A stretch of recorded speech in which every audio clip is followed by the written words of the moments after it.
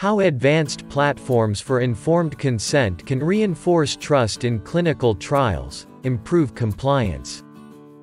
Conducting a successful clinical trial depends on well-designed patient recruitment procedures and retaining the research participants until the completion of the study. This process is known as informed consent, which isn't as simple as getting verbal or written consent from a participant. Adequate information to make an informed decision about participating in the clinical research.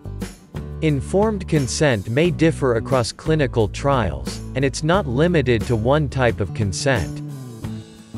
It is applicable in routine treatments, such as for diagnostic procedures and prophylaxis.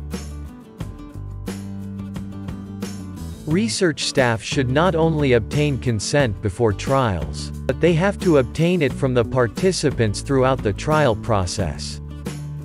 Often informed consent is confused with implied consent. It is suggested or implied by the patient's actions. For example, if a patient has fever and visits a medical practitioner, the visit implies that he or she needs routine clinical care.